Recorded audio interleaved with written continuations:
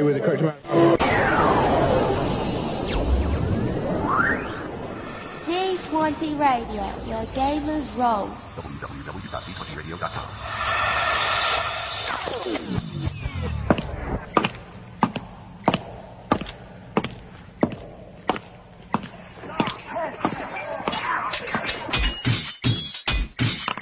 Roll for initiative.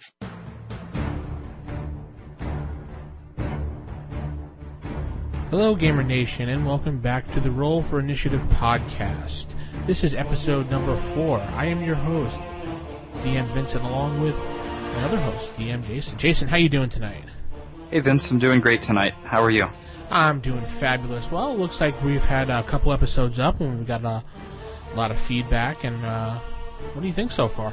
Yeah, it's been really gratifying to hear from people from the different forums, from the old school AD&D players, and even some of the people that are discovering it. So that's great to have everybody. And I'd just like to thank the D20 Radio Network. They have put our feed on their website pretty much, and we're part of them. So you can visit them at d20radio.com, and you can listen to their flagship show, Order 66 Podcast. And they have a couple other D&D podcasts, 4th edition, Radio Free Hamlet, and The Power Source. You can go check those out, but they're 4th edition, though. Yeah, no, I actually listened to Radio Free Hamlet. They're up to, I think, Adventure 36 right now. Yeah. They're doing one called Know Your Role, which I found actually really interesting. They did a show this week about encounter design, and it's something that plays out really differently, for 4th edition, and I'll have to admit that when I listen to it, I do a little bit of cringing and waving my tiny fists at the sky and screaming, that's, not how you play, but then that is how you play, because I also play 4th edition. And it's really useful tips that they give. And actually, I found a lot of things pretty useful in there that I might be able to adapt just when thinking about how to create some of the, not encounters, because we don't do encounters, obviously. No. But when creating some of the things that are present in my adventures. So it's a great episode, a great adventure, number 36 from Radio Free Hamlet this week. Yes, as of this recording, that is episode 36. I don't play 4th edition, but I do like listening just to get some ideas, and they're really good. They have a good rapport, so I like to listen to them. Yeah, I kind of like getting mad at 4th edition sometimes. Anyways, it's fun. It's like a lefty listening to Rush Limbaugh or something. I don't know. Well, we actually have 2 different feeds right now. Jayson, you are our editor, so why don't you tell everyone about the 2 different feeds so they can understand what I'm talking about? Sure. So if you are listening to this, then you obviously have figured out how to get one feed or the other. Or maybe not, because you could be listening to it on the web page itself. But which is fine. If you go to iTunes, the main feed we have listed as the enhanced feed, and that's a, not to get too technical about it, but it's an AAC file so that it has enhanced features like chapter markings and artwork when you get to the different sections, so you can jump ahead and jump back. So if you're listening right now on a Zune or an iPod or an iPhone or anything else that can play those kind of files, and you haven't noticed, you can actually skip forward a chapter or skip back a chapter to get to the parts that you missed or that you're most interested in. Now, if you don't have the ability to listen to those files, some portable players may not play them, or maybe they don't play in your browser. We do have the basic MP3 feed, which is what is playing if you just hit play on the rfipodcast.com, if you hit play on the button there. Or if you go to the basic RSS feed, you can pull that down. So whichever one works for you. They're both the same file size, more or less. They're both the same audio quality. The only difference is the chaptering and some of those enhanced artwork features. So take the one that works for you. Let us know if there's a problem. Hopefully everything's working great. Yeah, we had to resolve a few issues with some of the feeds, but we fixed everything, and you should be able to listen to everything and enjoy our wonderful show. Speaking of our wonderful Jayson, yes, Jayson, you're wonderful too. That's me. I'm that wonderful Jayson. Speaking of that can go on the blooper reel. Speaking of our show, we have almost hit 500 downloads. Well, hey, what do you know? There's a lot of towns in Iowa that I'm near where I'm from that are much, much smaller than that. So. Wow. Greetings, old one. We seek your advice. Excellent. Sit by the fire and we shall talk. Welcome to Sage Advice. All right, folks, and this will be our new segment. We're going to call it Sage Advice. Do you remember Sage Advice, Jayson? Yeah, Sage Advice was one of my favorite columns in Dragon Magazine. Everything from the artwork itself all the way down to looking forward to it every week. So unfortunately, we don't have the sage himself with us anymore. No. But we will do our best to channel a little bit of how we feel. People might have spoken at one time, although I'm sure we will not be able to speak with anywhere near the authority or actually even accuracy no. of any of the real great pioneers of the game. Not at all. I mean, rest in peace, the father of D&D. There's a nice little article I put up about him on the website, which is rfipodcast.com. And you can drop us an email at rfistaff@gmail.com. But what we will do with Sage Advice is we'll do our best to talk to some of the letters that we get, listener questions. When we don't know something, we'll try to throw it back to the forums. And when we act like we know something and we get it totally wrong, we will talk about that next week when the forums give us a spanking for it. And people will, because that's what all D&D fans are about, is just, correcting each other. No, I'm kidding. It's true. That's why I play. Yes, and we speaking about website and articles, we were looking for some staff writers to add some fluff to the website, right, Jayson? I don't want fluff. I want good stuff. Yeah, no, we are. There's a lot of great discussions that go on all the various forums. There's people that have amazing AD&D first edition websites out there, and by the way, we're trying to put links to some of those on our site. So if there's one that we're missing, let us know. But with all the great discussions and thoughts and writers out there, we thought that we'd give people an opportunity to write slightly longer form articles if there's something they're interested in, whether it's opinion type pieces, whether it's new spells. Think of it the same way that if you were reading Dragon Magazine back in the 80s and the early 90s, the kind of guest editorials and writers that would come in. Just send us something. We will talk with you about the quality, what we're looking for, and hopefully we'll be able to provide a forum for people, or not forum, an outlet. The forums are there. We want people to stay on the forums, but an outlet for people to write slightly longer form editorial and articles. Yes, definitely. And we also have a new feature. You can contact us on the website via our contact form if you're interested in becoming a writer, author. And Jayson, you installed Google voicemail on the website, I noticed. And why don't you explain to our folks how that works, because I'm unfamiliar with that. Okay, so that's pretty simple. It's just you click the, I think it says talk to us, call us, something like that. It's on the right-hand side. It's a big button that you can't miss. And when you do that, it'll ask you to put in your phone number and your name. It will then call you, and it'll route you to our voicemail. And you'll just have an opportunity to leave a message. So you're not actually calling a live person. It actually watches for anybody clicking from that link and sends them straight to voicemail so that it will record your comments or questions or whatever else. So click that, put in your phone number. Your phone will ring almost instantly, so be ready to talk. Just leave your information. And when you do, send us an email to let us know you've done that, or say your email address on the message so that we'll know who it was, because we want to make sure we contact anybody before we go and play their voice on the air, just to make sure that everything's okay. Yes, definitely. And don't worry, 24 hours a day, 7 days a week. You can call that number, as Jayson and I will not be there to pick it up, so don't worry about waking us up in our sleep. Right. Okay, and I got an email this week from Todd. He was telling us that he really enjoyed the show so far, and he wanted us to talk about the Wand of Wonder. I think we'll cover that in a future show. I think we have that on our plans. Yeah, I saw that email. It should be good. I have to confess I didn't really know much about the Wand of Wonder before, so I'll have to go study up a little bit, and then we'll go into that.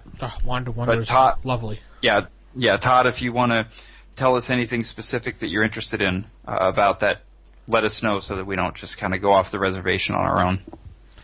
And from the D20 Radio Network forums, BuzzXF, he gave us a nice 5-star review on iTunes. So I'd like to thank him for that personally, and we appreciate that. Yes, that was excellent. That was excellent. Nice to have the first one be a positive one, and hopefully more will follow because those always help. That's right. If you can take a stop by iTunes and give us a 5-star rating, we will read it on the air with your name as well. And also on the D20 Radio Network forums, Old School commented in the forum explaining his real-life explanation of plate armor.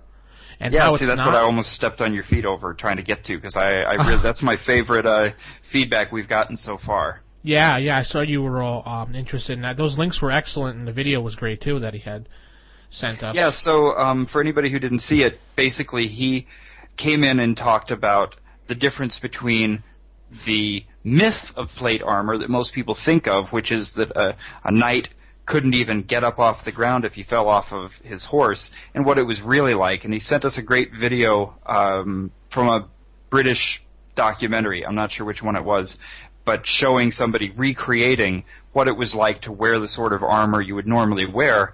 And, it's really not too different from modern combat body armor, or like I was discussing in the forums, I'm a biker, I ride motorcycles, and so when I go on long rides, I'm pretty well protected. I wear a lot of Kevlar plated pants and jackets, so it's kind of similar. So I could easily imagine what it's like to be wearing something that's simply plated in all of the sensitive spots. And I wasn't too surprised to see him say that, because I remember when the Unearthed Arcana came out, they added a couple of armor types into the Unearthed Arcana. In addition to plate mail, they added full plate and dropped the armor class by 1 for each, so made each one 1 better. So you've got plate mail, which, oh boy, I'm going to get this wrong. Is it 3 without a shield, 2 with a shield? Yeah, I believe so. Let's say it is. Okay, so plate mail, if it's 3, then field plate would be 2, and then full plate would be 1. And I do remember as a teenager looking this up and thinking it was a little bit odd, because it seemed like they were going towards something that might not have been historically accurate, but I didn't know enough at the time to be sure if it was or it wasn't. And I think I would, based on what I've looked at in the book that we talked about a couple of weeks ago in Cameron Stone's Arms and Armor, looking through the type of armor in there and looking at the discussion from Old School, I think I would avoid anything like the idea of quote-unquote full plate as being something that a character would actually wear in an adventure, and stick with the plate mail, which, as he pointed out very rightly, does afford a lot of freedom, doesn't necessarily have a great amount of encumbrance. And I think that Gary Gygax and Dave Arneson did a really good job of codifying that in the rules and not creating too much encumbrance for it. So I think what he really did was do a good job of reinforcing the way that the rules are set up, and also explaining to somebody who was reading just what this stuff is like. So it was a great piece of feedback. Yeah, we appreciate it, and anyone else wants to leave feedback, go to the dragonfoots.org forum or the D20 Radio Network forum and find us and leave us some feedback there. Also in the forums, I think it's Damien Salta. Is that how you pronounce it, Jason? I think, right? That's how I pronounce it. Yeah. I don't know how Damien Salta pronounces it, but that's how I would. That's how I do, too. He actually called himself a new school gamer. And he's come back. I shouldn't say come back. He's actually transitioned over to First Edition to give it a try with his group. So he's been asking me a bunch of questions and PMing me on the D20 Radio Network forums. And he's actually going forward with the Osric edition of First Edition. Oh, that's great. Yeah, I let him do the file. He asked me a whole bunch of questions, and he's all pumped about it. So let us know how that goes. Email us and tell us how your first adventure went. Yeah, I'm glad to hear he's using the Osric edition, because, I mean, in addition to being a First Edition gamer and a big fan of the fact that they're doing that, I'm also a big proponent of open source computing, and I see Osric is sort of in that spirit, so it's really nice to see people. I said a long time ago, a few episodes ago, that DIY is something I really love.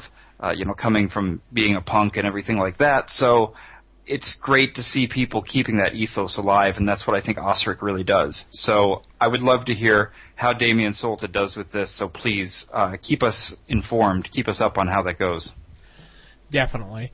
And Full On Gamer in the D20 Radio Network forums gave us a little tip how to get some books that are hard to find in case you don't want to go online to Noble Knight or one of the places we listed as well.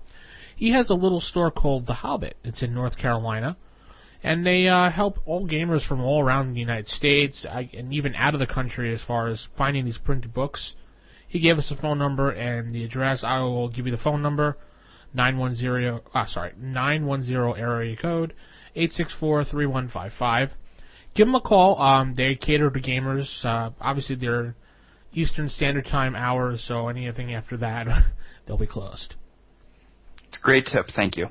Thank you. And Norsk Drake? Norsk Drake, Norsk Drake, and I like that comment. It was kind of funny because he wrote in to say that he thought the website reminded him of a cleaner version of the website that is owned by some company, I don't know, Wizard something. Yeah. And I don't know, they make some games. Anyways, I thought that was really cool. Although I'm going to be perfectly honest, our website was a very quick toss-up that I did, so I really just stuck with keeping it basic so people could find their way around. But hey, I'm glad that it's working for them. That's wonderful. Thank you. Yes, and I've been adding some content and some links, and Jason and I have been going back and forth trying to make the website look full and alive. So. Yeah, so and again, this is where the community can help because this is fun, this is just for everybody, and we want it to be everybody's, so go ahead and participate and contribute. And AV Jack from the D20 Radio forums was asking about an article from Dragon Magazine entitled, I think it's entitled, Longer Weapons Were Better in the First Round of Combat. Mm-hmm. He wanted to know from you, Jason, if maybe you can try to track that down and give him that article because he was looking about that. Yep, I will try to track that down. I didn't do it before the show, but I'll put it in the show notes. Excellent. And from the dragonsfoot.org forums, we have Blackstone, Sieg, H.J. Martin 70, Preparos, Hawk, Druvas, and White Pony all said they enjoyed the show very much, and they want us to keep putting out episodes, and Destroys You a lot from the forums actually took the time to blog us. Did you have a chance to read that, Jay? Yeah, I did. It was great. Destroy You a lot. It was a great blog post, and I showed it off to all of my friends, and they called me a nerd. Thank you. Well, we are nerds, so too bad. Yeah.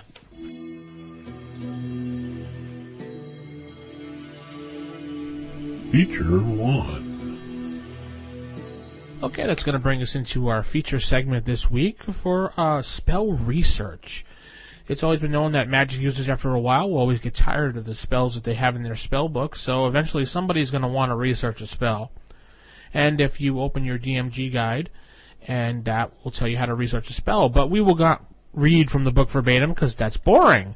We will talk about how spell research is actually done. So, Jason, you were talking to me earlier before the show how you would handle your spell research because you've never actually done it in the past. So. Yeah, it's really interesting. We ended up getting, we were talking about letters before, we got an interesting letter in that I'll go into in a moment. Okay. But he was talking about spells that have been created in his campaign by, over a number of years, and how they went about researching them, etc. And it got me thinking about spell research and the idea of using it to learn spells that you haven't been able to find otherwise. Okay. Which, of course, is a very standard part of the game, but one that I just never personally had really explored or used.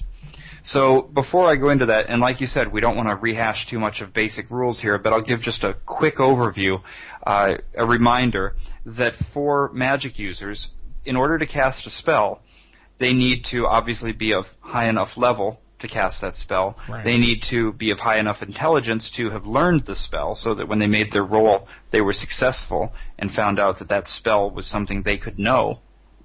But also, the most important immediate issue is that spell has to actually be in their spell book.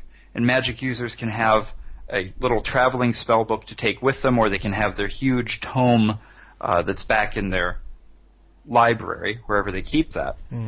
In order to get that into the spell book, though, is the question. So what I've always done in my campaigns before was that the magic user would either have learned the spell from his master or another sufficiently high-level magic user who was willing to teach it to him, or he or she would have found the spell in a scroll and copied it down and gone through all of the rules that go with that. Right.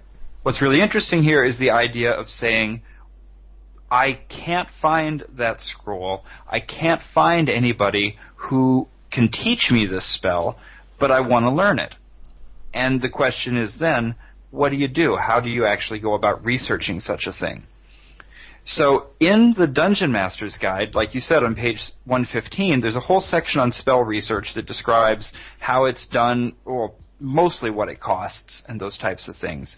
But what was fascinating, and I put this into the show notes when we talked about magic users, is the idea of actually figuring out how that research happens.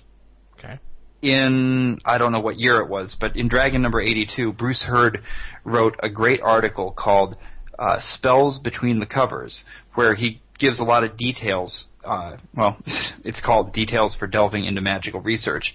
And I won't go into all the specifics. In fact, I'll just point people to that article. If you can't find it, maybe we'll put it on the website. We'll just put a piece of it, an excerpt from it, so you can get an idea. Yeah, we can summarize some things like that. But what was really cool about this article is that he gave a great piece of flavor to this in describing what books you would actually need to find if, and when I say books you would need to find, I mean books that your character would need to acquire within the game in order to research certain spells. And in classic AD&D fashion, he gave a percentile roll that you could figure to determine what book you might be able to find at any given seller. Now, obviously, as a DM, you can use that roll or you can simply pick them. But let's have some fun. Go ahead, roll a D100 and tell me what you get, and I'll tell you what book you find in this bookseller. You want me to roll the D100? Yeah, roll it. Let's see what book is present at the bookseller. 56. 56. The book that you have come across is by Leomund, and everybody's going to know Leomund of Leomund's Tiny Hut. This book is called The Transcendental Impenetrabilities by Leomund. This is the book that you will need to find if you want to research the spells Leomund's Tiny Hut, Minor Globe of Invulnerability, or Prismatic Sphere. So you actually just rolled up probably the most classic of all the tomes, because, of course, Leomund is one of the most famous of the magic users in the first edition AD&D world, and Prismatic Sphere is a spell that was actually brought over almost verbatim from Jack Vance's Dying Earth books. So it is such an old spell that actually not only predates AD&D, it predates D&D, it predates Gary Gygax even thinking about making a game about magic. So, wonderful book to choose. Oh, that's really cool. All right, keep going. Roll another roll. Let's see what else we get. All right, let me just get my dice here. 72. 72. I can't pronounce him. It's Mchazentel, Variations on the Visual Perception. You'll need this book if you want to research hypnotism, hallucinatory terrain, paralyzation, or veil.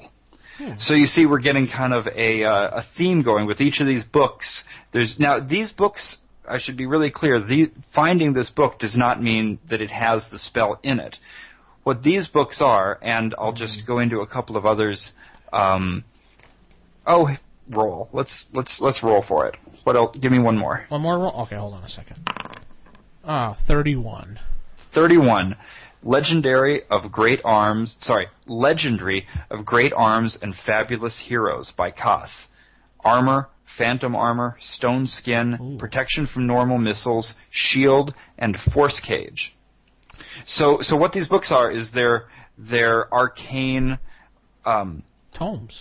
tomes what's the word, academic tomes that discuss the principles behind these different types of magic, but don't actually provide the magic spells. And depending on how your understanding of how magic spells work on paper, that's another story. So, but Jayson, just these are the things you need. Yes? These books would be like if I went to my local library and I was doing a research paper. These would be books on various topics for me to combine into the topic I want to write about. Exactly. So you're going to need to do this type of research in order to find out how to cast that spell. So this actually gives you all the books. And I think we have to put that table up because it's just too good. Yeah. We just got to put that table up. Yeah, I think we could do it. So that's the official Dragon Magazine discussion of spell research. But so this listener, Jayson, no coincidence, or is coincidence, no relation, from Leeds in England, so very far away, so we're not related.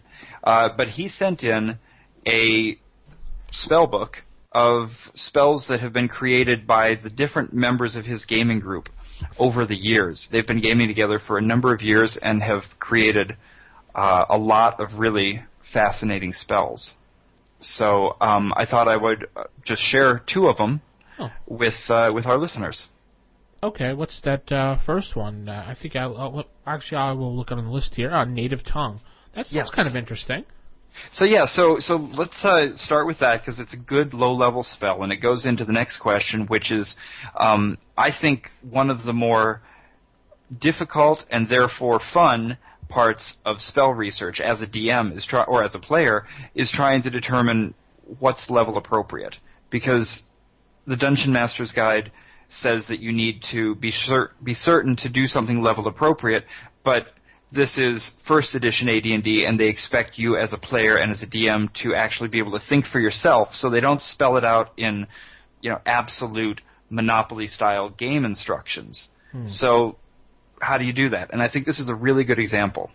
So Native Tongue, first level, it's got verbal, somatic, and material components. No range, as you'll see in a moment why. Casting time of 1 segment, which if you're going to do a first level spell, you should keep the casting time low. We're going to talk about that later. Duration of 6 turns per level of the caster, so that's 1 hour per level of the caster. No saving throw, and the area of effect is on the caster themselves. This spell enables the caster to adopt the native accent of the area he or she happens to be in at the time. It also grants knowledge of local idioms and colloquialisms so the caster may pass as a native. Note that this spell does not allow knowledge of a foreign language, merely the accent, though somebody reading a notice in a foreign tongue, even if they cannot understand it, will sound like a native.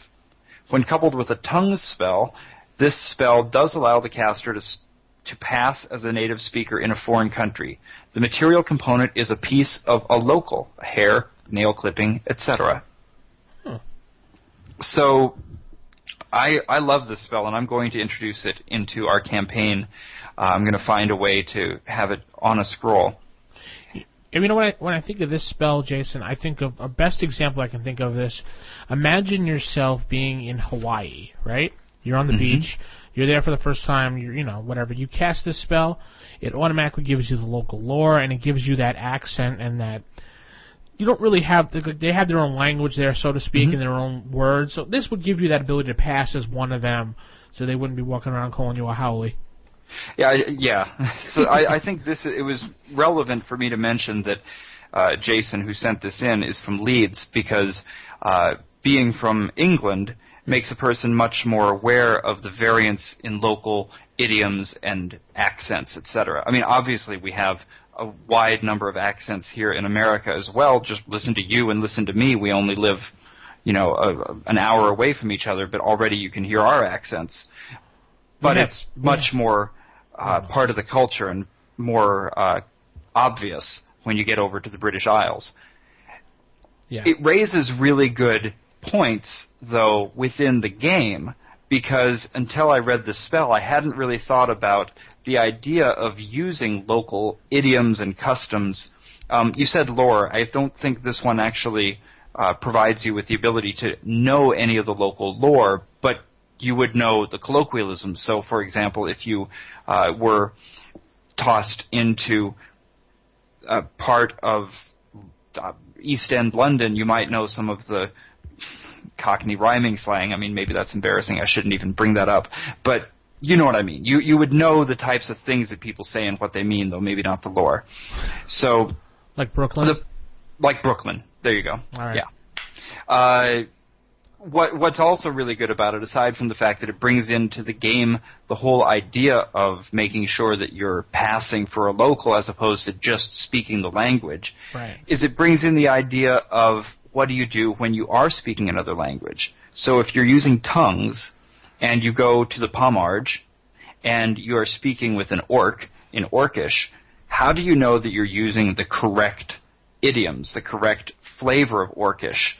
And so now, with native tongue being a spell that's available, I like the idea of what you can do in a game when you don't have the spell. Suddenly it gives me a chance to throw all kinds of extra chaos in. Oh, okay. It's more of like a dialect type thing for a language. It can help that way, maybe?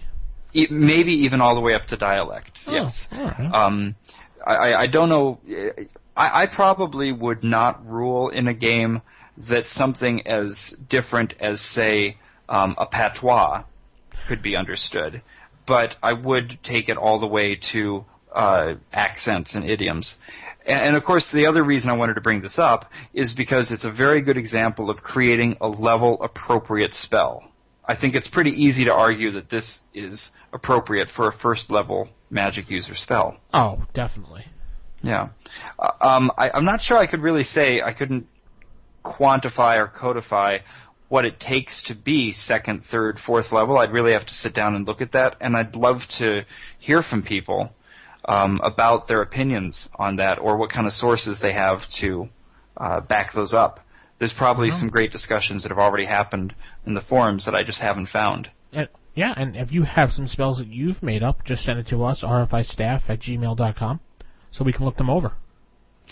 And so the other one, I'm not going to spend quite as much time on because I know that we don't want to make 3-hour podcasts out of this whole thing. But I want to focus on a 6th level spell that his group also sent in. Oh. It's called Aleandra's, I think it's pronounced Aleandra's Marvelous Reconnaissance. Oh, okay. It's a divination spell. It's a 6th level. So now we've gone to a very, very high level magic user spell. Again, he's got verbal, somatic, and material components. Its range is up to 1 mile, and no saving throw, again, because this is a very useful spell to have. It's not combat. These are spells for the fact that AD&D is a game of role-playing and of adventure and of discovery and exploration that occasionally involves getting hit with a sword very hard. So, this spell is a superior version of the spell Local Knowledge, which I think might have been also from his book. This magic enables the caster to gain more detailed information regarding a strange and unfamiliar locale. The magician need only recite the spell, and upon completion will have a mental map of an area 440 yards in diameter per level, from a designated point up to 1 mile away from the caster's current location. Whoa. This mental map will be etched into the caster's memory and can be recalled perfectly by the caster for up to 1 week per level of the caster, after which point the caster can recall as much of it as he or she might normally be able to remember if relying on their own mental faculties. And it goes into some details about specific colors that are used to indicate how different areas, what they are. So, for example, in the mental map that's created, they'll see government offices as bronze, they'll see taverns as olive, etc. Some good flavor text there. Wow. And it allows them to actually mark areas of interest on this mental map. He doesn't describe what would happen if you tried to actually write this map out. And I think since this is something that was created, just from a home campaign, I would open that up to people to try to figure out for themselves what they thought was appropriate. But it's a very cool spell. It's something that not only is level appropriate, it's going all the way up to level 6 in order to have this kind of large amount of useful information. But again, it really highlights what you should be doing in your game to keep information from your players and what you should be doing to ensure that they have to find this out. Because if you're playing the sort of game where you just hand over the map and you just tell people what's where, there's no need for a spell like this. And so it reminds me as a DM or anybody reading this just how much you need to keep your players down at ground level so they have to discover things in whatever fashion they have. This is really cool. I'm thinking like a map from like a online game. Think of that map in the corner. That's would be like in your guys. Really, that's what would be in the person's brain, pretty much. Yeah, for however many weeks. I don't know what level. I'm not a walking encyclopedia, so I'm not going to pretend to know off the top of my head what level magic user has to be before they can cast a 6th level spell. But it's pretty high, and so I like the idea that by the time you get to the point of being able to do this, you're going to be able to use it for some time, for a number of weeks, which is very useful. Definitely. This is a great spell to have. Like you said, you don't give the players your map. Actually, it'd be kind of fun just to think about that, making them roll. I actually could see some rolls here to remember certain things after a certain amount of time if they come back to, say, a town or something. Mm-hmm. I can have a lot of fun with that one. Yeah, I think what I'd probably do with this spell is to work in. He's got no saving throw required, or obviously, no saving throw against this. But if I'm reading it right, there's not necessarily anything in there about mistakes that could happen. So I would probably put some rolls in there for the possibility of incorrect information, because that can add a lot of fun to the game too. Yeah, definitely. The conditions when he casts a spell, his mental state, all those things can play a factor into that. So basically this all opens me personally up to a whole new part of the game that I had never gone into before, the idea of spell research. And I'd like to hear, from people who have spent a lot of time doing that. I think it's something that I will be devoting a fair amount of my energies to as a DM from now on, is trying to really look at spells, not just in the sense that there's a list of things in a book that somebody can do, but actually try to think about what it takes to create one and what it would be like to make something level appropriate. It's going to be a fun exercise for me. Yeah, it takes some good amount of research, a good amount of space, and a whole lot of gold to make some of the spells you want to do. And there's a big like modifier, the roll you have to make to do it, to learn it. You can refer to the DM guide for that. We won't go over that because, we want you to do some reading on your own and interpret it how you interpret it and run it how you run it. Speaking of it, I have a player in my campaign, Jayson, that is actually researching how to increase the power of Magic Missile for his character. So. Interesting. So it'll be a higher level spell, obviously. He wants to increase the power of it pretty much, and I told him, well, first things first, write it up. Yeah. It's interesting because I had a situation arise in my game recently where I needed a spell to exist that didn't exist. I needed to have a spell that would essentially, I called it Greater Forget, because you've got the spell Forget already, which can wipe out a person's memory for a short period of time.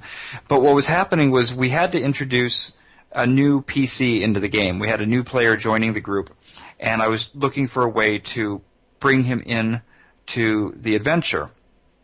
So in order to do that, the rest of the party was already out at this haunted house, and I needed him to join them. So some of the local NPCs in the town gave him a whole story about needing to go out and quote-unquote rescue their insane relative, who, of course, was really the assassin that was with the party.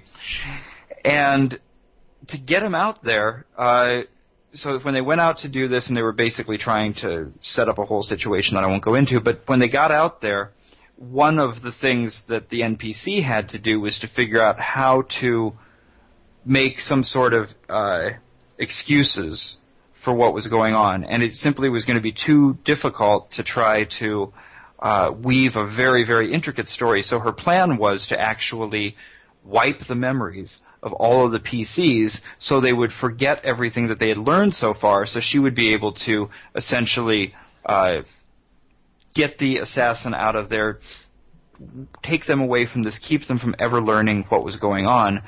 But the problem was there was no such spell as Greater Forget, so I just did a little bit of Deus Ex Machina or Fiat Lux or something in Latin that a DM does, and just said, okay, she's going to do this spell. And it was actually kind of fun because I got everybody to go stand in a corner, and the idea was that she said she was going to be casting some sort of, I don't even know what it was. It's something that sounded really good. Like she was going to cure his insanity, and so she got all the player characters. She said, I need you to all stand in a tight circle over there away from him so you don't get any of this spell on you that I'm going to cast only on him. And they very naively all grouped together. You know, when somebody tells all of your players to get together, I'm going to cast a spell, don't.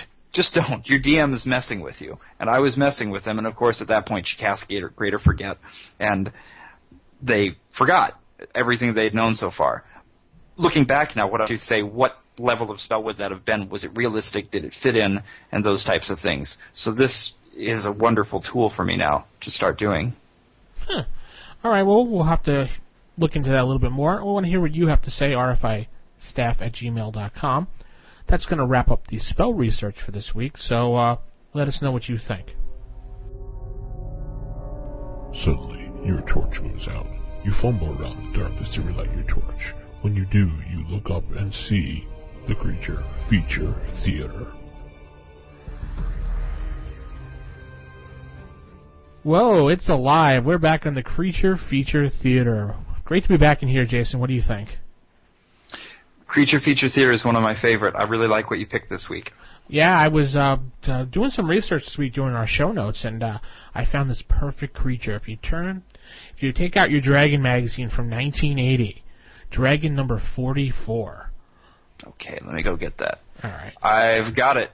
Excellent. And you can turn it to page 89, and it's the Cryo Serpent. This giant, think of this, I'll describe this creature for you really quick.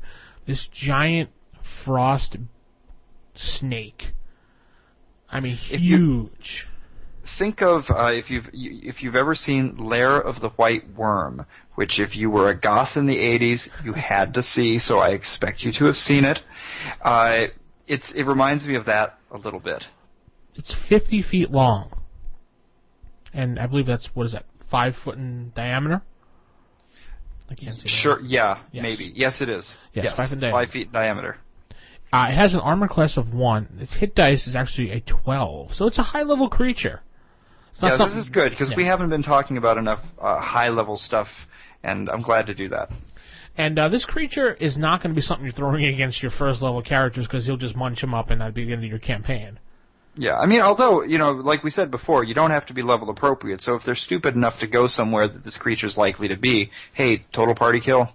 Yeah, speaking of which, where can you find this monster? Well, it's going to be in the Arctic climates, where a few other monsters will be, because it's going to be so cold. And what else do you find in those areas? Frost giants, oh boy. So you're surrounded by frost giants and giant snakes. What are you going to do, Jason? Run back to the tropics. Perfect. Okay, that ends the segment. No, I'm just kidding, folks. Yeah, no, this is a very Nordic, very appropriate for a very Nordic campaign.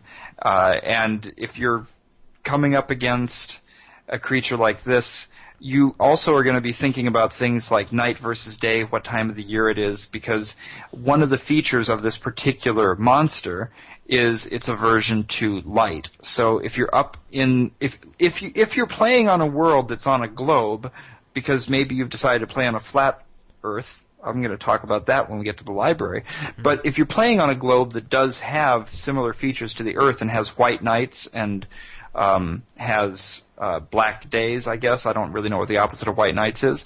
But if you're there during the time when the sun is always out, you'll be fairly safe because this creature hates the light.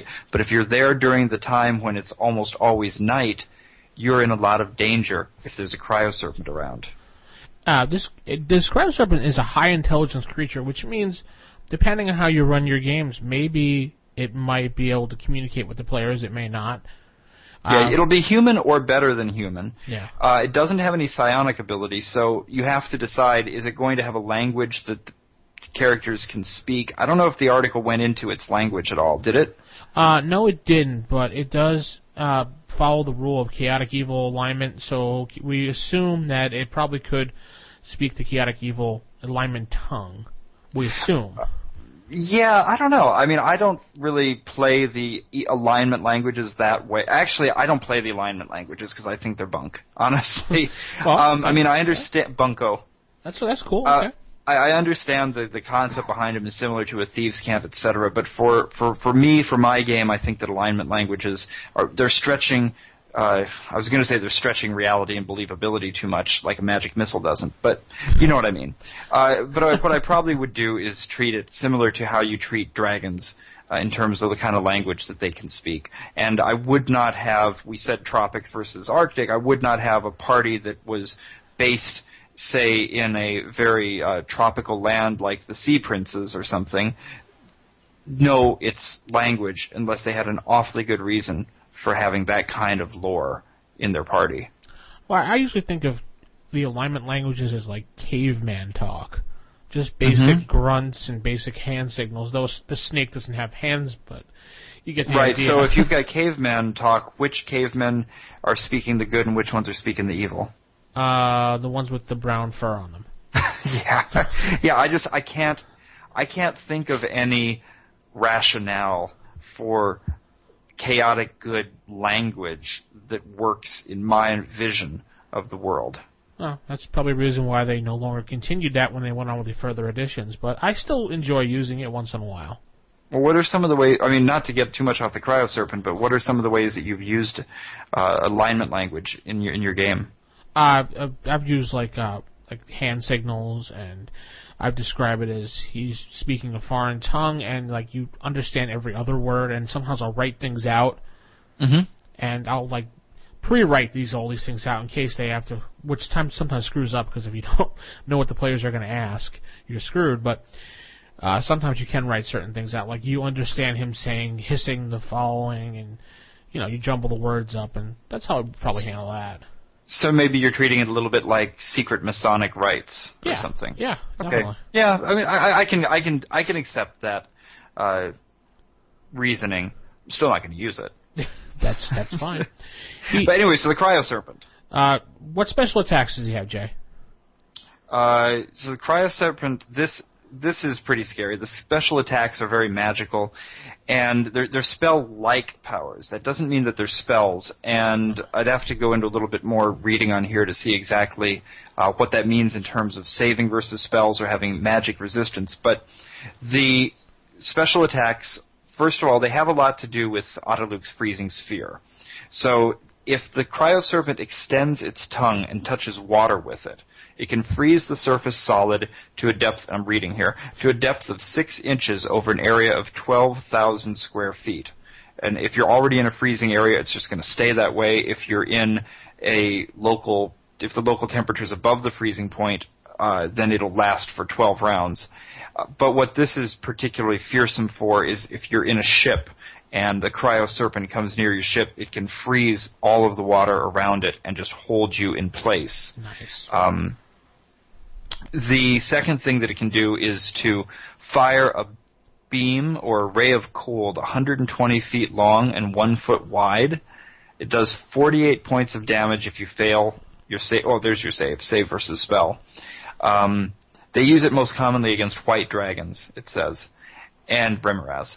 And then the third of these is, in terms of just attacks, is to launch a small 4-inch ball of ice, a range of 120 feet with great accuracy, which explodes when it strikes anything. And it does 4 to 24 points of damage. These are very, very fearsome direct attacks, but the scariest thing that seems to be in here is their ability to, with their eyes, to where did it go? It was really scary, and I totally lost it. So I guess I wasn't that scared. Beings with a 4 hit dice or 4 levels or below, met with the creature's freaky gaze, has to make freaky gaze. Yeah, saving throw versus paralyzation, or they're paralyzed pretty much. Yeah, so that would definitely be the most frightening thing, because if you're coming up against something this bad, and the first thing that happens is that you're paralyzed, it doesn't bode well. Well, but at the level you'll probably be meeting this thing, you wouldn't have to really worry about that, because you're going to be super uber bad guy. So maybe, I mean, if you're lucky, if your DM has set something very level appropriate for you, and the good thing here is that the cryoserpent is going to be susceptible to what you think it would be, which is heat-based attacks, fire attacks. It's going to be very resistant, if not completely resistant, to cold-based attacks. It's the sort of creature that it's almost cartoony in some ways, in the sense that it's got powers. It's very elemental to a certain extent, but something this fearsome, I don't think you'd have time until after the cryoserpent was dealt with to reflect on any of its more humorous characteristics. Okay. Well, if you want to use this creature, we'll post up its statistics on our website, and you can go take a peek at it. And we have a picture we'll put up with it too. Jason will take care of that. And one more thing, last thing I wanted to say about the cryoserpent that I thought was relevant in relation to something that we talked about earlier. A player who had asked about skinning their kills. They do actually go into the point that if you manage to defeat a cryoserpent and you can skin it for its hide, it can be treated and enchanted and made into a suit of armor that makes the wearer resistant to cold. So even if it has no treasure, which it will have a lot of treasure, but even if it had no treasure, don't forget to skin that cryoserpent when you're done. All right, well, if you want to use it in your campaign, give us a holler, rfistaff@gmail.com, and we want to know what you're doing with your campaign. So, Vince, did you have any more of those scrolls from last week? Yeah. Actually, I went out today, and I looked on my front steps, and there was another scroll. I couldn't believe it. Well, that's amazing. I know. I am shocked. These things just keep coming and just keep coming. That hawk came down and must have dropped us up in the present. But I'm pleasantly shocked because I'm very interested to find out exactly what is going on with Thane. Oh, you're going to love this. I had to preview it because, that's just how I am, and I figured, haha, Jason can't hear this. No, but we're going to play it now for you, so hold on, folks.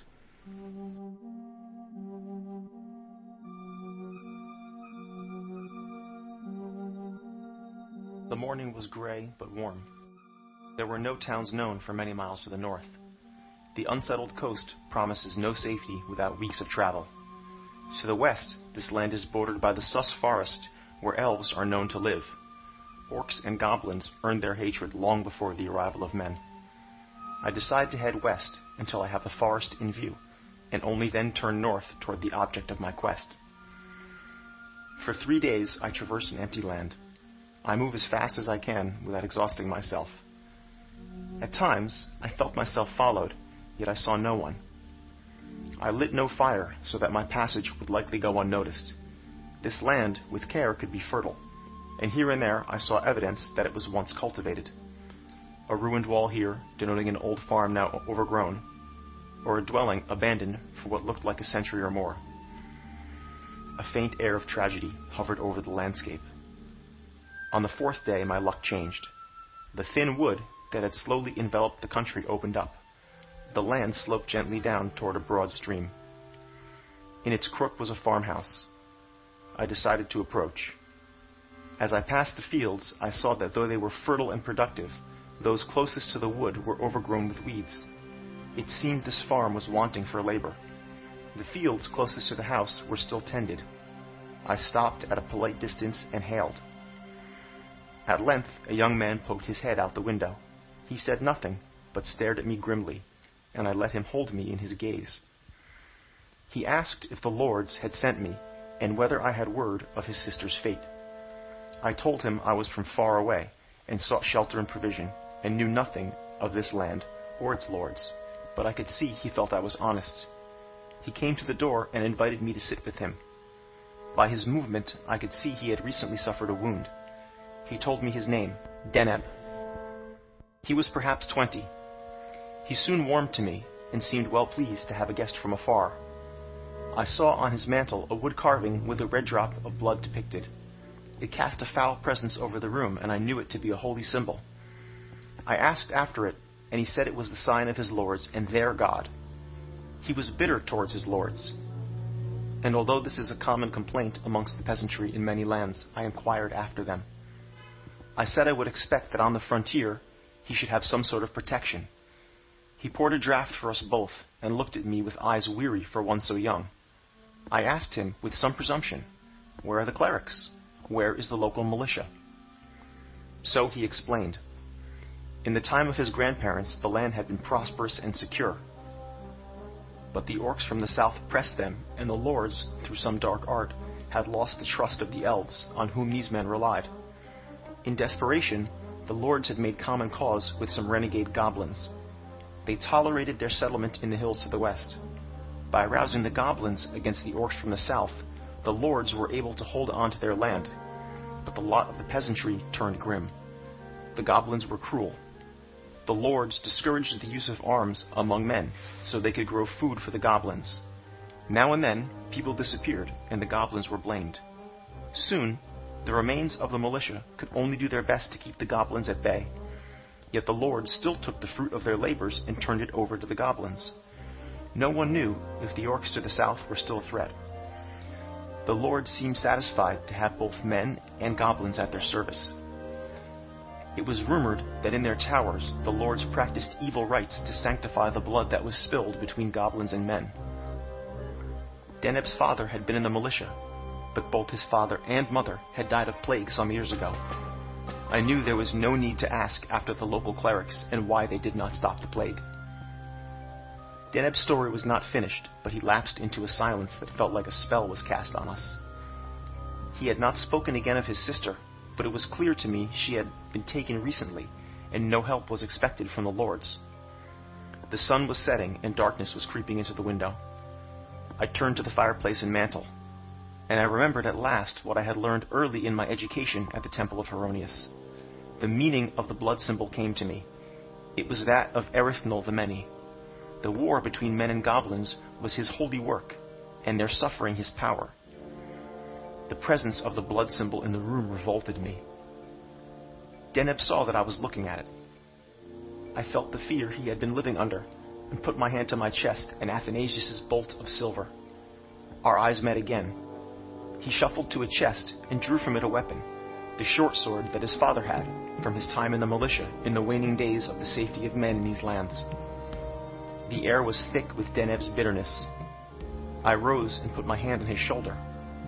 "You fought them?" I asked. "When they took your sister? You're wounded." He nodded and began to cry. I called forth the power of Heronius to heal him of his wound. He looked at me in awe. "This," I said to him, "is what you are owed by your lords, not the fear you have been living under for so long." I pulled the blood symbol of Erithnol from the wall and threw it on the stone floor. Deneb's eyes were full of fear. I knew he had dreamed of doing this. If the lords returned and saw their symbol defiled, his punishment would be severe. But through his fear I also felt a righteous hatred. I drew my flail and smashed the blood symbol. He rushed forth and fell to his knees at my feet, and picked up a few of the shards, trembling. I knelt next to him, and drew forth the silver bolt of Heronius. I opened his hands, and he willingly dropped the shards and took up the silver bolt. I threw the shards of the blood symbol into the fire. For a time, we both kneeled there, as in prayer. Deneb's father's sword lay before us. I picked it up by the blade. The heat of the fire had warmed it to the touch. He passed the silver bolt back to me and took hold the hilt of the sword. "Will you help me avenge my sister against the goblins?" he asked. I told him my God, one that would watch over us with blessings and give us strength in battle, would have it no other way. Wow. It's an amazing story that's happening right now. I'm getting into this diary that we got going here. I mean, I thought it was interesting how he was praying to Hieronymus to heal his friend.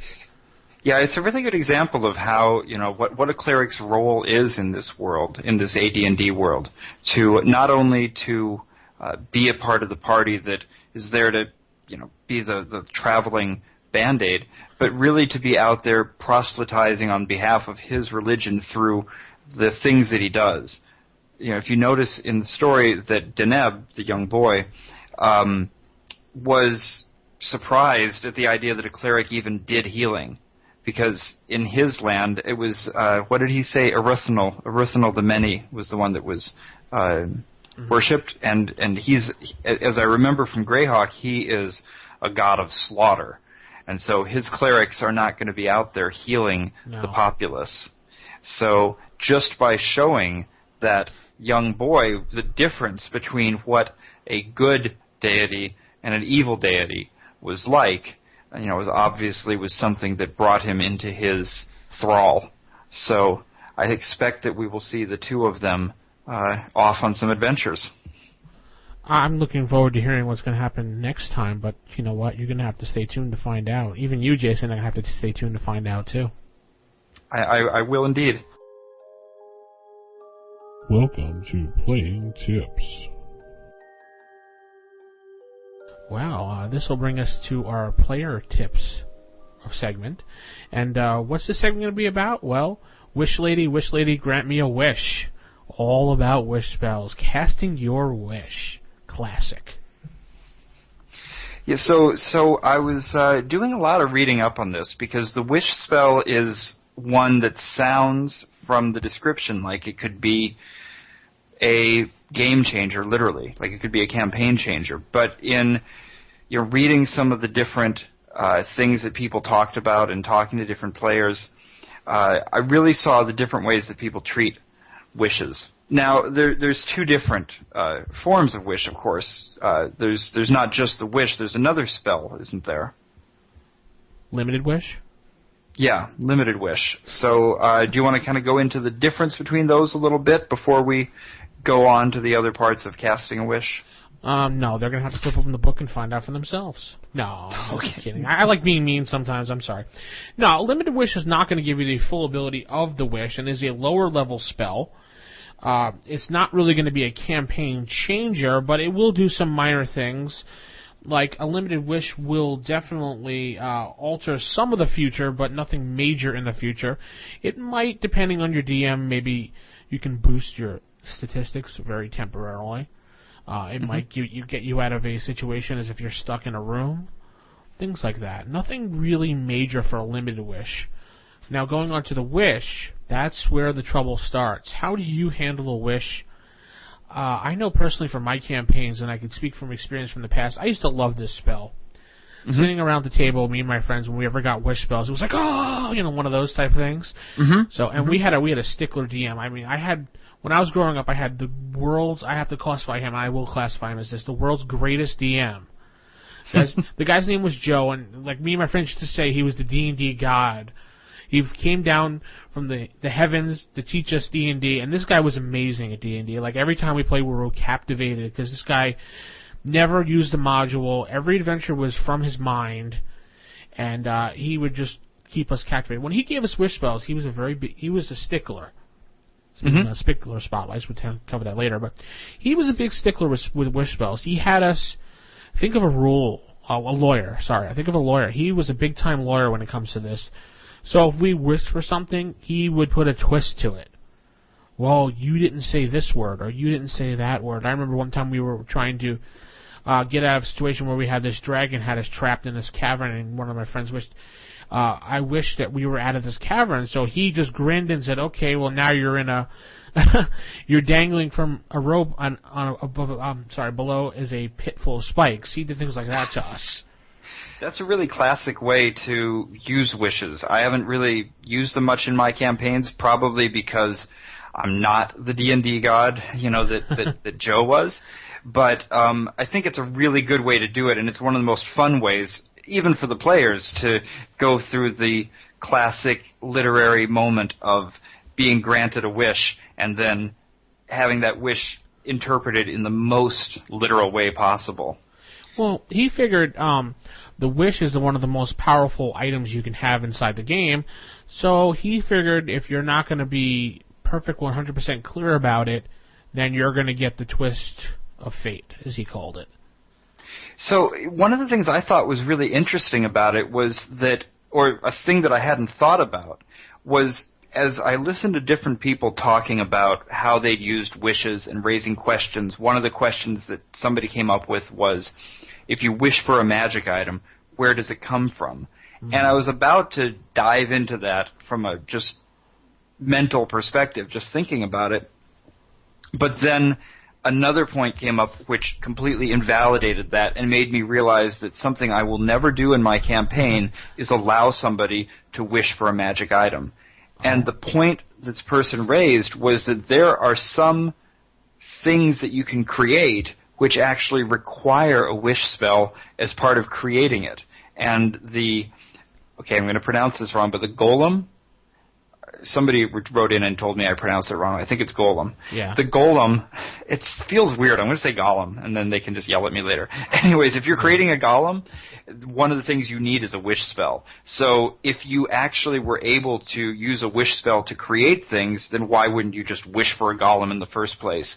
It sort of becomes this circular line of reasoning. So right off the bat, I think that inherently places some limits on the power of a wish spell. I just want to stop for 1 second here, Jayson, and just say pronunciations is all how you were raised in saying things. I mean, people say things differently. Tomato, tomato. Kobold. Mm-hmm. What's the other one? Tiefling, tiefling. I mean, it all depends on how I don't even say that word. Excuse me. Don't say that word around me. What was that? I don't recognize that word. Well, I was just using it as an example. That's all. Okay. So relax. Okay. Continue with your tirade of the wish spell. But anyway, yeah, so the point was that it started getting me thinking about the actual limitations of a wish spell. And if you go back to the ways that magic is said to work in the AD&D world, it's coming as power from the outer planes. It is really, I think, worthwhile to think about if a wish is being granted, where is it coming from? Is it a deity that is providing the wish? Is it coming from a magic item, in which case, how was that wish placed into the item in the first place? And that could give you a lot of clues as a DM as to where the power is coming for that wish, what it's actually capable of doing, and how likely it is that the wish is going to be granted very literally with malicious intent versus being given a bit of leeway and being granted more with the spirit of what the asker was actually looking for in the first place. Okay. But ultimately, for me, when I think about wishes, a lot of times when I think about things in an AD&D setting, I think about what would the equivalent be in a literary sense. So when does a wish come into play in a book, for example, or in a film? And wishes, sometimes they come into play because it's a good way to get the characters in trouble. Yeah. But when it's a good thing, if you were to take a wish in a story and just use it as a way to create some plot hook that was convenient, your readers had probably grown at that. And so the idea of just changing the course of things with a wish, maybe I think of that kind of similarly in the game fashion. But there are occasions where in a story it gets to a little bit of a who shot JR kind of moment, in the sense that, you wake up, it was all a dream.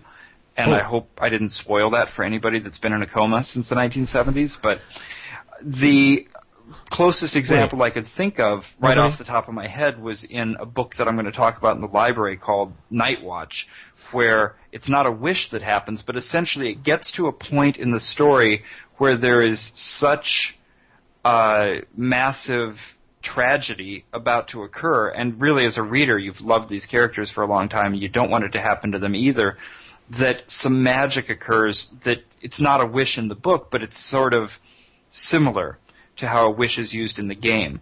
So I think a really appropriate use of a wish in the game, and this is another one that some people had described, was if you get to a point where you've done something in the game, in the campaign, in the fighting or whatever that's going on, that just was so catastrophic, or you had such an amazingly terrible set of die rolls that you're about to get a total party kill, or you're about to lose some immensely important thing, I think that's a point where you might wish to go back in time 1 hour, or something like that. Those kind of wishes as a DM, I think I'd be very happy to grant, whereas the kind of wishes I would like to have an entire nation at my command, the greed and the avarice related wishes, I think I would be less happy to just hand out. Yeah, I would agree with that, definitely. I usually, when I had done a wish spell in my game recently, I had the players actually write it out on a piece of paper so they were clear with what their intent of the wish was. Yeah, I think a lot of players who, if they've encountered a stickler DM, would probably do that anyway, just because they would know that you'd be listening for that little wrong word. Well, you're the DM. You decide what to do. So if you do have a player that wishes for those a sword +5, well, you have to decide a couple things when that happens. Are you going to say that the sword just magically creates itself and the heavens gives it to you? Or does it come off that evil black knight that's been, stalking the land, killing people when he doesn't really notice you because you're so low in level? Well, I mean, first of all, if one of my players actually wished for a +5 sword, I would just let that wish be wasted, because to the characters, +5 doesn't mean anything. So personally, I would just rule that they had just wasted a wish, and they would just find a sword that was called +5. It was just called that, like you call a sword Guinevere. Exactly. But yeah, if somehow they managed to word their wish in such a way that it would enable them to acquire an object, I think I probably would have that object actually. It wouldn't pop into existence in my world. It would have to come. It would have to already be somewhere. Either they would have to go and get it, or one suggestion that somebody had, which I thought was awesome, was have the item appear with its owner. Ooh, that's even better. So good luck. Here's your Vorpal blade, and here's the demon who owns it. Yikes. Okay, and if you have any experiences with a wish spell, we'd like to hear it. Tell us how you use your wish spell. Tell us if you are a stickler with the wish spell, having people write it down. rfistaff@gmail.com, and Jason and I will read your adventures and laugh and respond to them as quick as possible. As the party enters the last space inside the cave, a treasure can be seen, so stretch as far as the eye can see. Beware as you have just entered the Dragon's Hoard. So Jay, what do we have this week in the Dragon's Hoard? Well, the Dragon's Hoard is going back to about 1980 again, Ooh. And this is something that Ed Greenwood put in Dragon Magazine. It's a classic of Arthurian literature, the Singing Sword. Oh, I've heard about this. Isn't it a sword that sings pop rock? Yes, it sings mostly power ballads, sort of a lot of Whitesnake, and Manowar? I think it's particularly fond of the Scorpions. I heard it was fond of Manowar, so.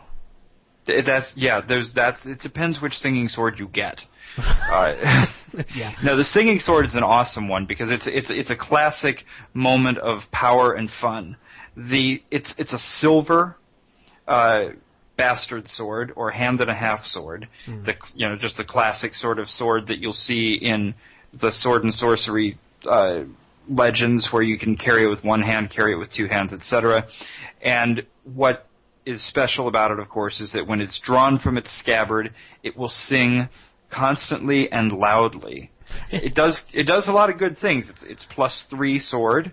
It provides confidence and excitement to the wielder, so you never have to check morale. It provides the wielder with immunity to charm, command, fear, confusion, friends, repulsion, scare, suggestion, all sorts of mind-affecting spells.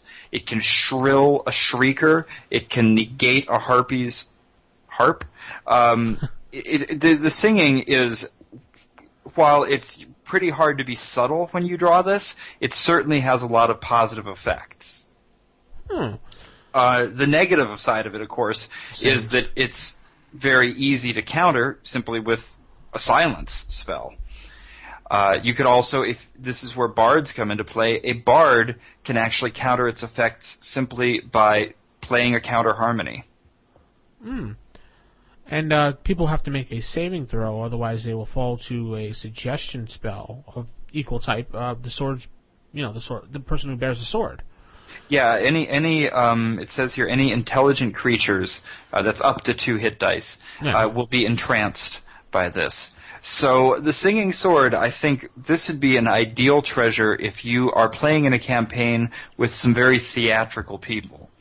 I would actually, if I were playing in a group like this and I had decided to give this to someone, I think I would make sure that the player whose character got it was the most musical. I'd really like to require them to sing the song while they were doing it. I could see this being really funny, having the player sing the song, and then I could just see them accidentally forgetting that the song sings, and they're creeping up in that cave. That monster has his back turned. They pull it out, and it's and the monster's like and turning around, right? I just think of the possibilities of how much fun you can have with that sword.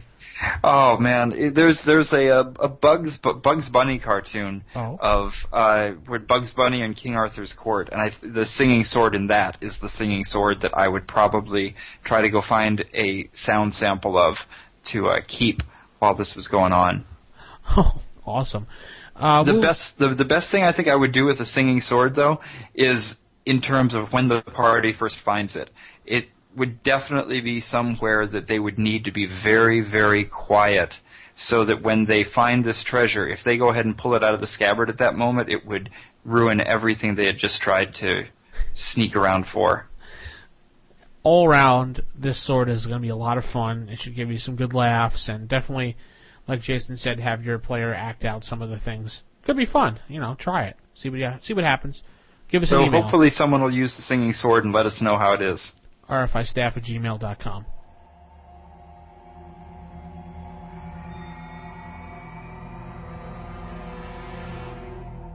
Stickler's Spotlight. Now we're entering the Stickler's Spotlight. And we have this week casting times. We all know that every magic user and cleric and cast spells, even druids too, and rangers at higher levels can cast spells. So basically, in this segment, we're going to go over those things that say casting time next to the spell. It's not just a number that you just go meh when you see it. It actually does come into play for a lot of things inside combat. So, Jason, you're a little more of a stickler when it comes to combat and casting times, as you have that nice whiteboard that you put a wonderful picture of, which is great. It really looks cool, by the way. Oh, cool. I'm glad you're able to see that and check it out. Yeah, you can go to the website and check that out, folks, too, if you haven't already. But when you, in combat, how do you handle your spells? So the thing about spells is that, especially in first edition AD&D, they are so powerful. Somebody who's used to having powers and feats might look at them first and say, well, you only get to do this once. So what's so powerful about it? But keep in mind that there's no escaping most spells. I mean, sure, you might get a saving throw against it, but if you really look, especially once you get to the higher level stuff, they're just massively powerful things. And so a lot had to be done to ensure that these huge sources of power didn't completely overwhelm the game. And so one of the things that the creators put into all of this was the idea of the components, of course, but also the spell casting time. And this is really important because, so like you said, I actually do a segment of action approach, which is essentially just means that I actually keep track of what segment anything occurs on. So keeping in mind the idea that a melee round is not a single hit type of approach, but it's the whole parry and thrust, etc. There's also other things that take time within that minute, and one of them is casting. So if a spell has a casting time of 3 segments, that would be 18 seconds.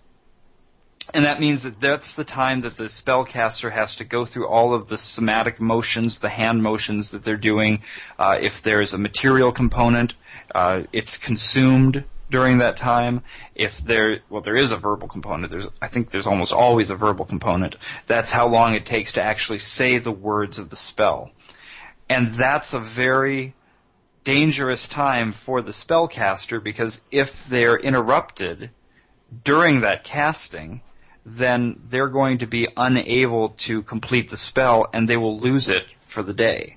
That spell, as soon as they begin to speak the words, it erases from their memory, and they have to hope they get to the end. So it's a really good way to ensure that you don't just have a wizard who's wandering through the countryside shooting balls out of his fire out of his fingers and destroying the populace. I mean, he can actually have weaknesses as well. So spellcasting times are something that I really do stick very closely to, and it's also particularly interesting when you get to the higher level spells. You start getting to things that are very long. So you get to the point where something like a very high level illusionist spell, astral spell, takes 3 turns to cast, meaning that's half an hour. Oh, wow. Yeah, well, of course, this is a clerical spell also, now that I think about it. But essentially the point is that when you're doing something that is incredibly huge in its consequences, like traveling to another astral plane, it shouldn't be a matter of snapping your fingers and ta-da, it's happened. It actually brings a whole set of realism into the game. Well, realism as far as magic it can be, but you get where I'm going with this. The idea is that you don't have people who just have superpowers. You have people who actually have to do certain things in order to cause that effect to occur. Right. All right. Well, I'd like to hear how everyone does their combat. Mine is pretty much simple. I'm just going to add the segment to the die roll for the group, and I'm going to work from there, and I'll determine when the time comes if their spell was interrupted by what was attacking them. And usually most creatures will figure out to attack a spellcaster after the first or second time being whaled with that magic missile or, whatever else equivalent. So. Yeah, but I think, well, let's take an example here. Let's take Magic Mouth, okay.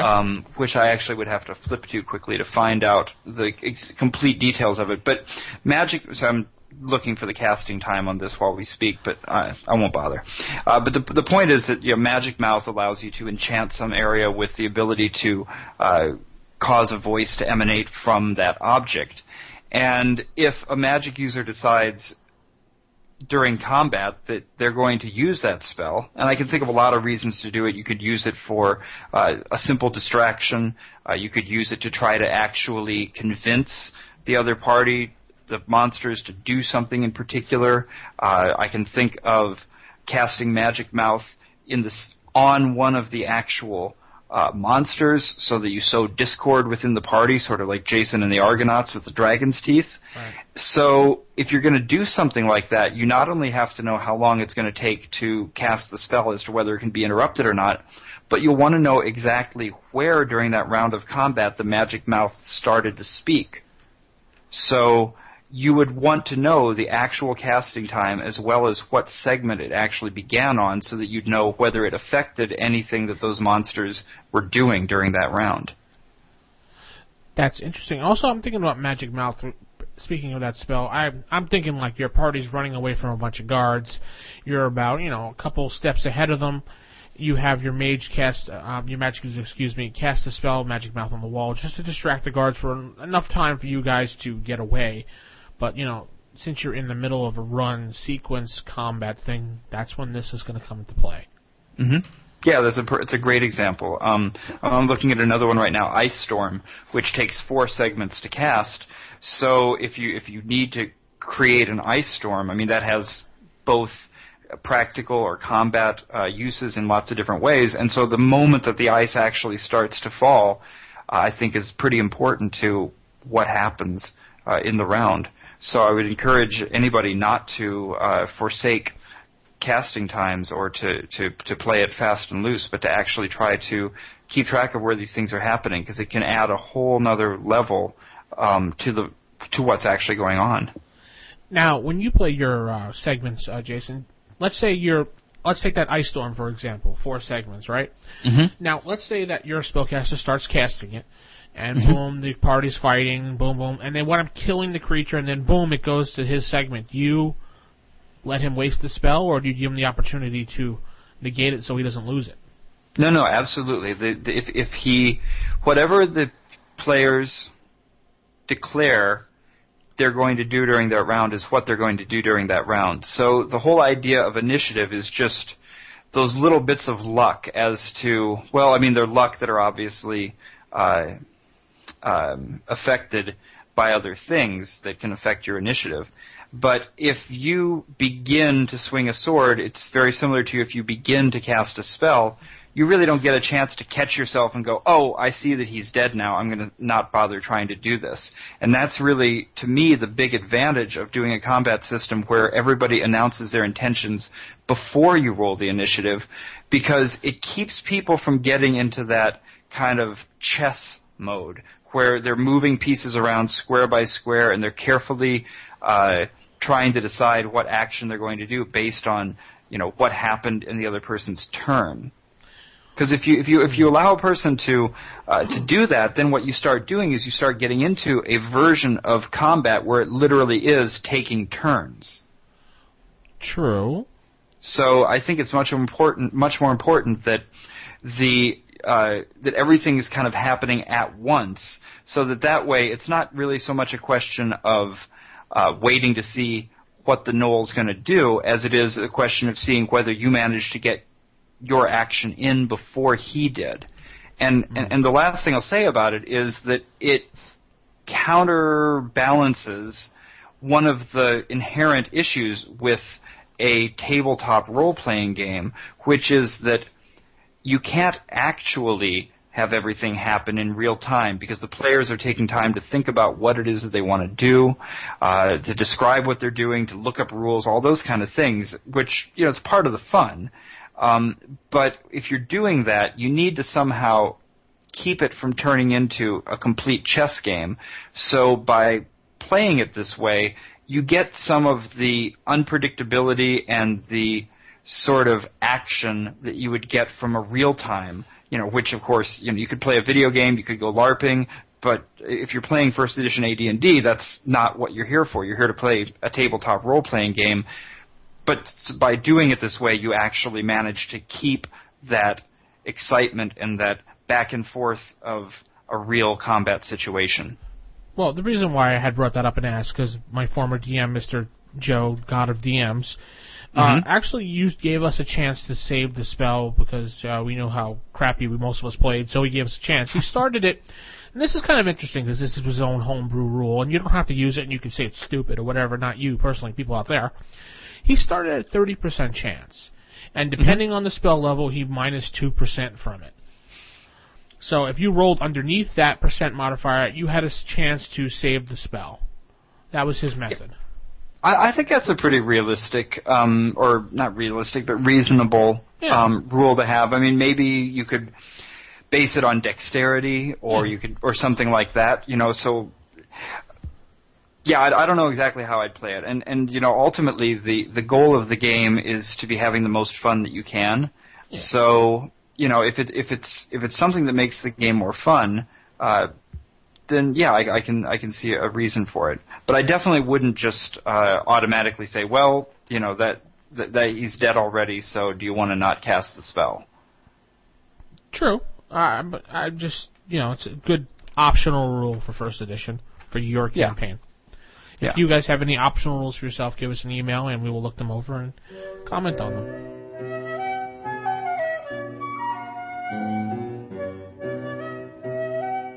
And now for our final segment of the show, we go to the library. Ooh.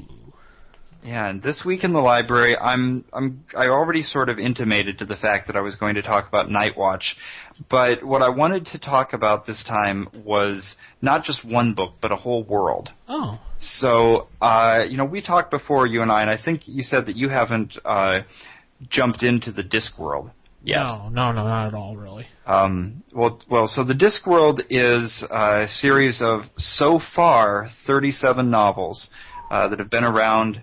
Yeah, they've been around since 1983. They're by Terry Pratchett. I believe he's still the UK's best-selling author. I don't even think that J.K. Rowling was able to catch up with him. Not yet. And absolutely one of my favorite authors of all time. I first found out about him because I was doing an interview with Neil Gaiman for my old magazine, and we were talking about people like P.G. Wodehouse and Douglas Adams, and he brought up Terry Pratchett because Neil Gaiman has actually written a book with Terry Pratchett called Good Omens, and explained that this is somebody who's writing in this very traditional English humorist vein that P.G. Wodehouse started, this vein of satire and parody, but not ridiculous humor. I mean, with a real serious underpinning. I mean, much like Douglas Adams would write about science fiction, but with a humorous side to it, although it was obvious that he loved science fiction and knew the world inside and out and had very serious points to make. Terry Pratchett's sort of that way with fantasy. And a lot of people who are listening right now who are already Terry Pratchett fans know all of this already, so I'm not telling anybody anything new. But what's great about Terry Pratchett's books is that the majority of them are set within a world called the Discworld. Okay. So I mentioned before that there's, if you're going to have an Arctic land that he'll have night for 24 hours or day for 24 hours, you're assuming that you're on a globe that's tilted like the Earth. In Discworld, as you can tell by the name, they're not. They're actually on a flat Earth, or a flat world. It's a disc, and the disc is carried on the back of 4 elephants, and those 4 elephants ride on a turtle, the great Atuin, who swims endlessly through the universe. And each one of these books is set primarily around the central city of Ankh-Morpork, although they also go out to Lancre, which is, I guess, might be a pun on Lancashire. I'm not really sure. I'm obviously not English, so I'm not going to make too many presumptions. Although, I mean, even if you're not English, which I'm not, you're going to get all the jokes. There's not, except for the occasional Morris dancing reference, which you can look up. There's not really too much to worry about there. And in Night Watch, which was one that came out in 2002, this is one of my favorite books of all time by Terry Pratchett. It's one of my favorite books, but it's also one of my favorite Terry Pratchett books. I would not recommend for somebody who's never read any of Terry Pratchett's work to start this late in the series. You're not going to miss anything, but what happens is it's centered around one of my favorite characters from any literary time, which is Sam Vimes. And at this point, he has already reached a certain level in his career that he's a duke, and you're going to miss out on a lot of seeing him come up, so that when they actually go back to the young Sam Vimes, as he's caught in a magic storm and goes back to his youth, you really just get such a joy or a pleasure out of going back to that time when it's somebody that you already know. I'm not going to go too much into the plot of that one, because this isn't really meant to be a review of any particular book. What it's more is a look, for me, at how you can take literary influences into game worlds. And Discworld has done that literally also. Steve Jackson Games publishes, well, I think they still publish, a GURPS role-playing game, a Discworld RPG. And, I don't know if you know GURPS, if you've ever played any. Yes, I have. Of those systems. Okay, great. Then you already know how to play it. It was the first universal role-playing system. Before there was D20, there was GURPS. And the Discworld role-playing game I have never played, and every time I go to a convention, I try to get in on a table, and I'm too late because it's so popular. And the last time I went to Gen Con, I actually managed to buy a ticket and get into a Discworld game, and then the game master didn't show up. Oh. So I know, so please, if somebody's listening and you play Discworld and you live in Manhattan or Brooklyn or close enough, I'll totally come and play in your game. It would be a lot of fun. But if you want to bring Discworld stuff into AD&D, it's completely possible. Not so much in the sense of bringing any of the rules or anything like that, because you don't really need to, but just in the sense of being able to bring a sense of humor into the game without bringing silliness. Some of my favorite stuff about it is I do kind of turn to Terry Pratchett sometimes when it comes to inspiration for naming characters. I'm just going to give you, just as a flavor for some of the books, I'll give you some of the names of some of the people in here. Okay. One of the most famous characters is CMOT Dribbler, or Cut Me Own Throat Dibbler, who... Yeah, he's the one he's always out selling sausages or anything else he can get his hands on, and his name comes from the fact that he's selling it to you at 5 pence, and that's a price that's cutting me own throat. Wow. So he's Cut Me Own Throat Dibbler. You have a constable in the City Watch who is a great proselytizer of his god. His name is Constable Visit, and that is short for Constable Visit the Infidel with Explanatory Pamphlets. You have, let's see, who are some of the other really great ones? I mean, you just did day-to-day names that are still good, like Ponder Stibbons and Rincewind, the Cowardly Wizard, Does he have Weatherwax yes? Does he have a website we can go to and check all this out, or? If you, I'll put a few notes, a few links in the show notes. But there's just you type in Discworld and you'll just open yourself up to a huge, infinite universe of fans. There's the L space, because in the Discworld, the library itself is said to exist in L space or library space, which means it has so many dimensions that all books are in some way or another connected to every other book in every dimension. So the librarian of the Unseen University, which is where all the wizards are, who many years ago was turned into an orangutan and refuses to let anybody turn him back, is the only one that can actually navigate the L space. You kind of see where this is going.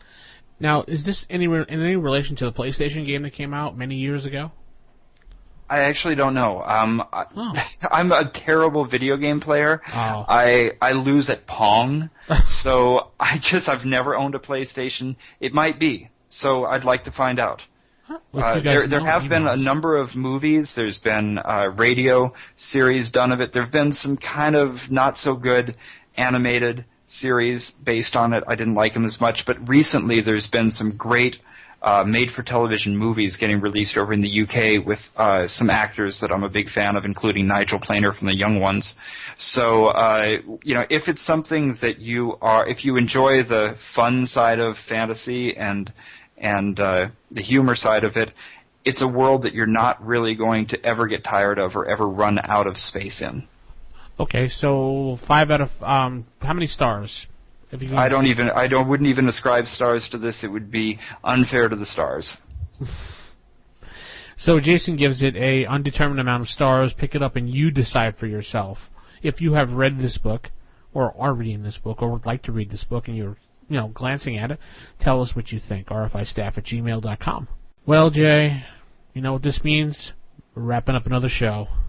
It's the end of another week. Well, that's 4 episodes in the bag. That's pretty good, don't you think?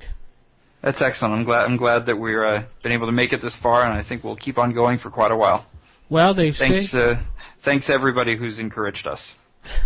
Definitely, all the feedback is wonderful. Well, they do say that this is when podcasts fall apart after episode 4 and 5. Most podcasts don't last around, but we will prevail. We will be around. Thanks for jinxing it. Excellent. No. There's some rules in podcasting, and they say after most of them fall apart in 5, and then after 10 is when most people take you serious. So we're going to be at episode this time next year, 100? No, I'm kidding. Yeah, great. So we can keep on screwing around until we get to 10, because you don't have to worry about taking us seriously yet. Yeah, exactly. We're going to sign off this week. This is DM Vince, and this is DM Jayson, saying keep it old school, keep it original.